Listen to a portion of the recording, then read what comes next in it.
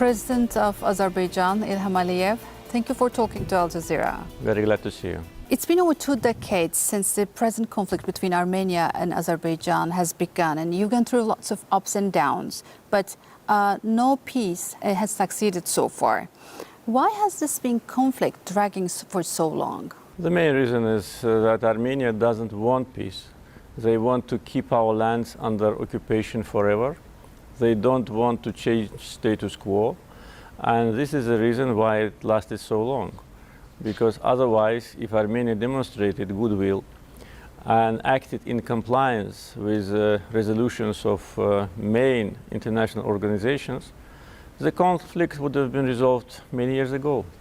Because back in 1993, when Armenia occupied part of our territories, UN Security Council adopted 4 resolutions demanding immediate, full and unconditional withdrawal of the troops from our territories. But these resolutions remain on paper. Minsk Group, which was created in order to facilitate to find a solution, already is in activity for 28 years and also without any result. Therefore, the main reason is, as I said, the position of Armenia. The second reason is that lack of insistence from the side of the mediators and lack of pressure on Armenia to start implementing resolutions of United Nations Security Council. On many occasions, I raised this issue and was saying that international sanctions must be imposed on Armenia to force them to comply with resolutions and to start liberation of our territories. But my appeals were not answered properly, and now what's happening is a result of Armenia's destructive policy. So you say Azerbaijan doesn't have the international support that it deserves based on the international legal concerns? There is not enough practical pressure on aggressor. And here we see the contradiction between international law and what is happening in reality. So such an open ignorance of the norms and principles of international law by Armenia should be a good indicator that international law doesn't work, or it works selectively. In some cases, as you know, Security Council resolutions are being implemented within days, if not hours. But in our case, it's on paper for so many years. Well, you have accused Armenia of starting the war, this conflict actually, and many can argue that Armenia, having the territory it has and victory of the Velvet Revolution in 2018, wouldn't risk starting an armed conflict.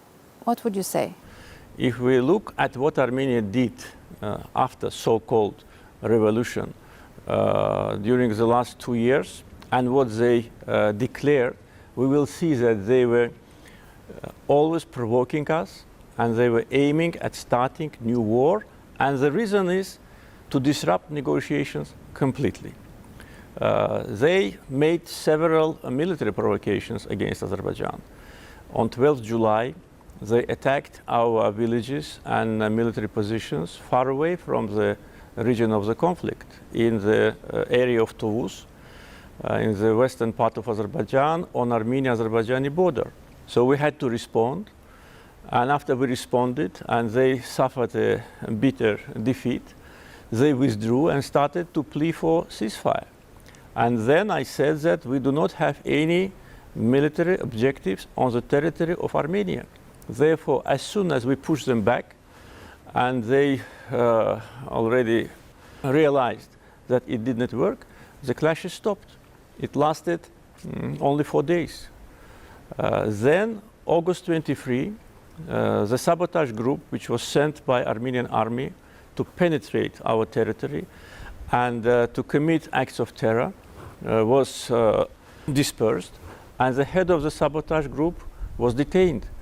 And he is now under investigation. He gives evidence that he was sent in order to commit terror acts against our civilians and military servicemen. It was not us who did it, it was them. And then what happened on the 27th of September is a logical continuation of this policy. Apart from that, if you look at what they have declared, what they have stated, it's also absolutely clear that they were provoking us. Armenian Prime Minister a year ago made a statement that Karabakh is Armenia, and this statement makes negotiations absolutely senseless, because one of the main items on the negotiation table is a return of the occupied territories to Azerbaijan. And if he says Karabakh is Armenia, and in his understanding, Karabakh is not only former Nagorno-Karabakh autonomous district, but also all the occupied territories, that means that they don't want to return these territories back. That means end of negotiations. So why would Armenia risk a provocation? First, I think they wanted to destroy completely negotiation process.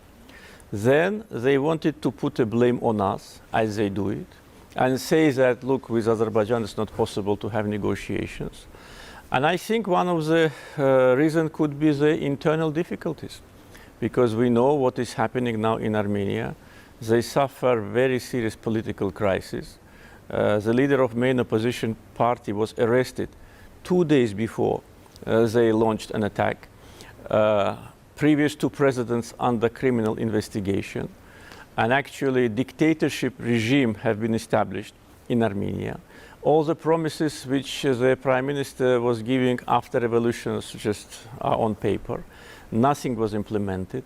They have one of the worst in the world per capita situation with pandemic. So to distract attention, and he managed to do it. And now what he's trying to do, to consolidate society in front of so-called Azerbaijani aggression, and to strengthen his personal rule. What I am demanding is absolutely in line with international law, because the whole world recognizes territorial integrity of Azerbaijan, and no country in the world recognizes so-called Nagorno-Karabakh Republic, and they need to leave our territory, and then the war will stop, and then the conflict will come to an end. I think Armenian government overestimated their so-called importance on global arena, overestimated the possible international support to them, and made very serious mistakes, provoking us, attacking us, and now they are suffering the very serious defeat. Would you accept going to the negotiating table with Armenia's Prime Minister Nikol Pashinyan?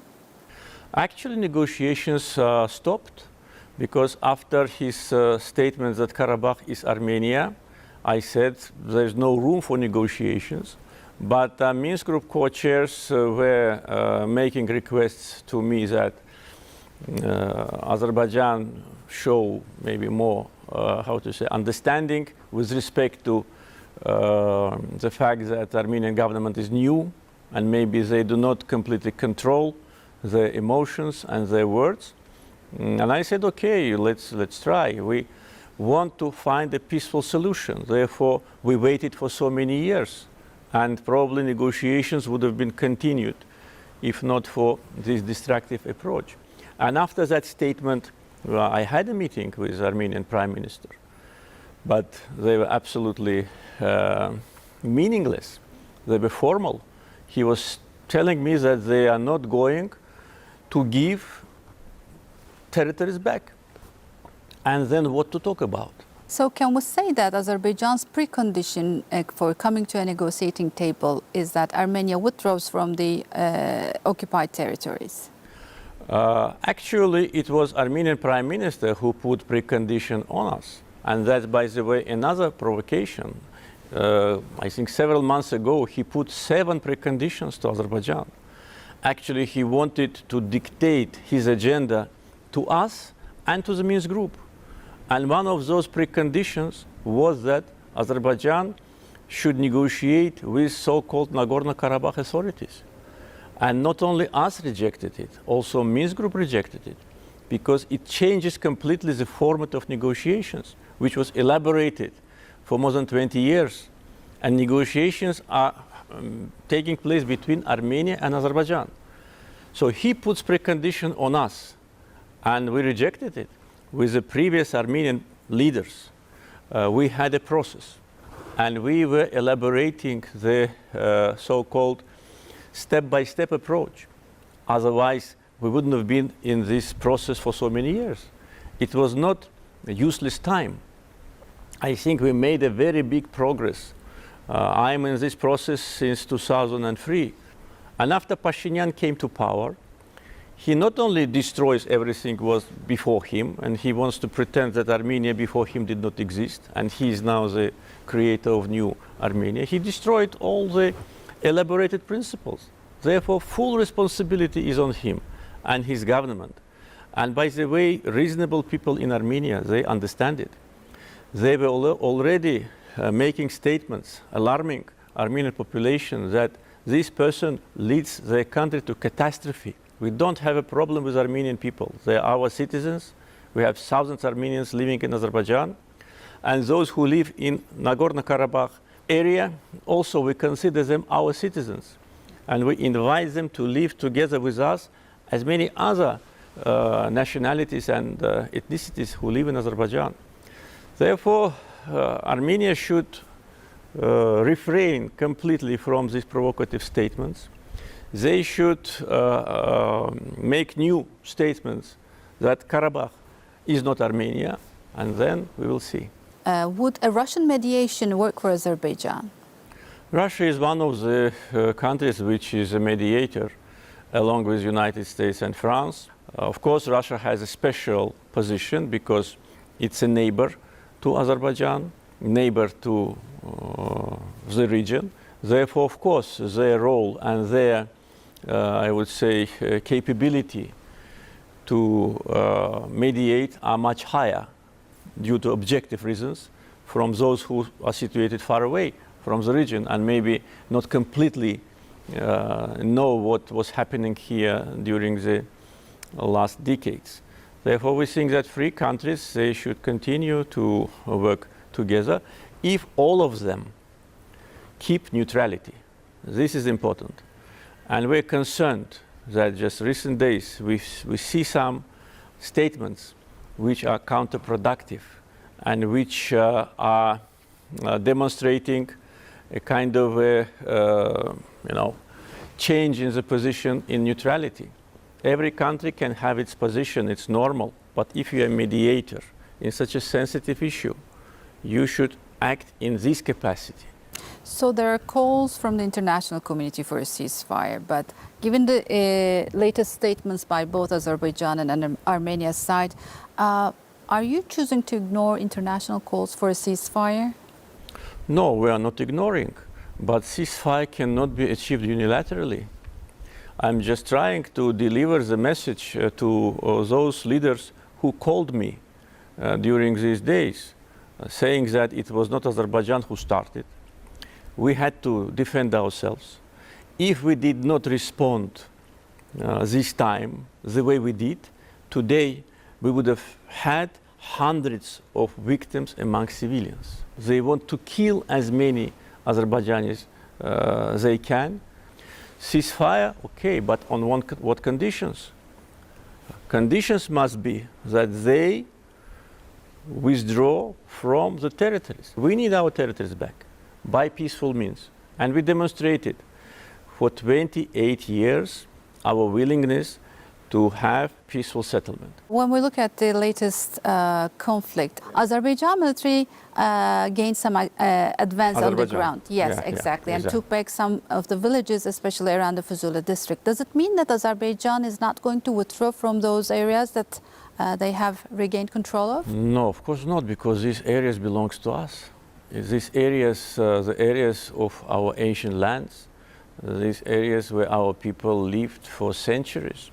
And they were occupied and destroyed by Armenians. It's our land. We regained it. We regained it by force. We regained it giving our victims. We will never step back from them. And we will rebuild the cities. We will rebuild the villages.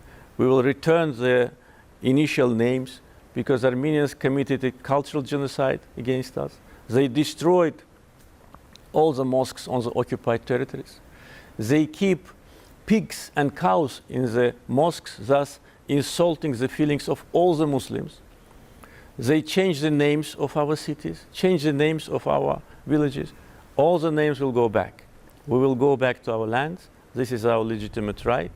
This is a historical task for us, and I'm sure we'll succeed.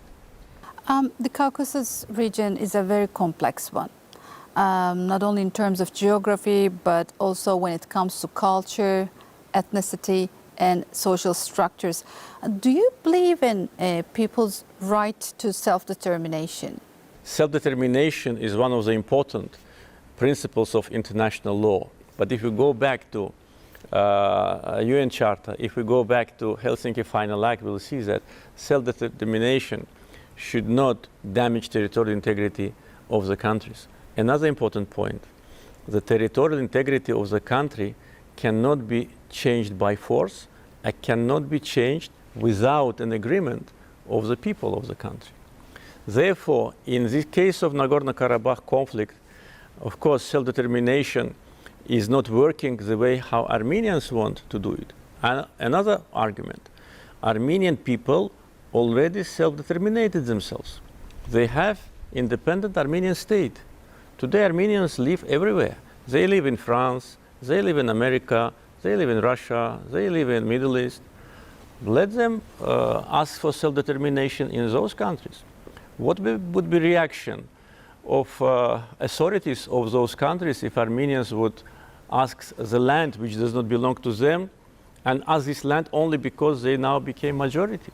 Those countries which want to give self-determination to Nagorno-Karabakh, let them give part of their land to Armenians from Nagorno-Karabakh, take them and give self-determination there.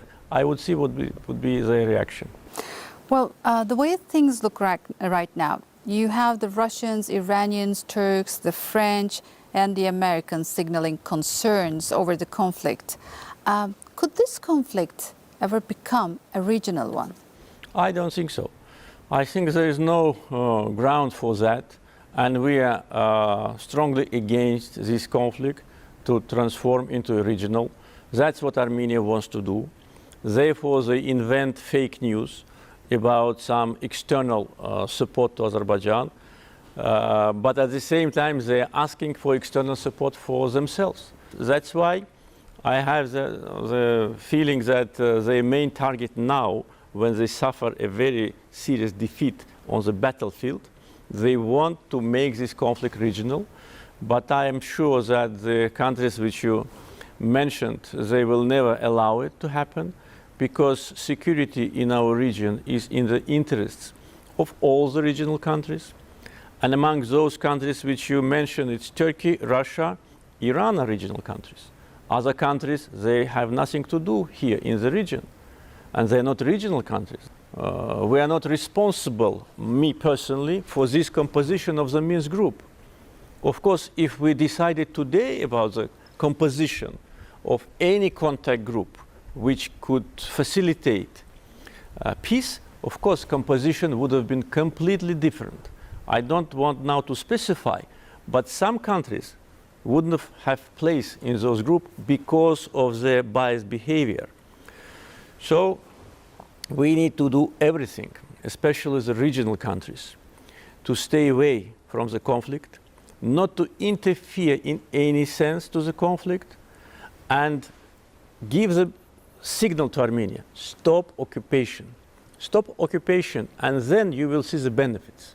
Then you will integrate with the regional economic investments, energy, transportation projects, which Armenian leadership for many years deprived Armenia from because of this aggression. So we need to do everything that this conflict stops as soon as possible. The resolution is found as soon as possible. We are not in a position to listen statements or stop it, and we will work, we will negotiate, we will help. We heard it many times. We don't have time to wait another 30 years. The conflict must be resolved now. What about Armenia's claims that Ankara is militarily involved in this conflict with its planes, etc.? This is false information. It has no proofs. I already made statements about that. Turkey is our brotherly country. From the very first day of Armenian attack, from the very first hour, Turkey expressed its full support to Azerbaijan. My brother, President Erdogan, many times made very important statements that Turkey is next to Azerbaijan, and Azerbaijan is not alone. We feel this support. We are very grateful to our Turkish brothers and President and other officials. But Turkey in no other way is involved in the conflict. One of the Armenian fake news, which now is not any longer in the media, was that Turkish F-16 shot down Armenian Su-25. This is fake news. Where are the proofs? No proofs. Every plane which lands and takes off is in the computer. Everybody can see what is happening. And I wonder why Minsk Group co-chair countries, France, United States, Russia, they do not comment on that. They do not comment on this fake news. Armenia also accuses Turkey for transferring Syrian opposition fighters to Azerbaijan. This is fake news, absolutely. The same fake news as they said that Turkish F-16 shot down the Su-25. The Su-25 had an accident, I was informed, but it hit the mountain because of unexperienced pilot. But they say they have evidence to prove Let that. them show it. Where is evidence? Not only Armenia. Unfortunately, President of France made a statement about that. And he called me on the 27th in the evening, and I said, it's wrong, it's false. And he makes these statements without any evidence. And let him give us evidence. Let him give us proofs. Only words. We can also say many words. We don't. We behave in a responsible way. There is not a single evidence of any foreign presence in Azerbaijan. We don't need it. Armenia needs it, because Armenia population is declining, and it's only 2 million people. Therefore, they themselves now recruit people from Middle East, and we have evidences, and not only of Armenian origin. And by the way, it doesn't make any difference whether it's of Armenian origin, coming from Middle East, or non-Armenian origin. If anybody comes from outside to fight as a mercenary, that should be internationally addressed. So these accusations are absolutely groundless, and we reject them, and we demand the evidences to be put on the table. Will you also be presenting your evidence on the foreign mercenaries that Armenia brings? We have already some intelligence information, and plus I was shown that there are videos in the internet as people from Middle East are sitting together with Armenian soldiers, and they have in their uniform, they have Armenian national flag, and they sit together and discuss. You know, it's not without, it is without voice, but it's enough, I think. And they must be responsible for that. So could diplomacy ever work, or is the war only solution for you? Diplomacy can work if Armenia will comply with international law, will start immediate withdrawal from part of the territories in timetable. When we were discussing the issues on negotiation table before this government in Armenia came to power, one of the first item was territorial. The conflict must be resolved on the basis of territorial integrity of Azerbaijan. President of Azerbaijan, İlham Aliyev, thank you very much for talking to Al Jazeera. Thank you.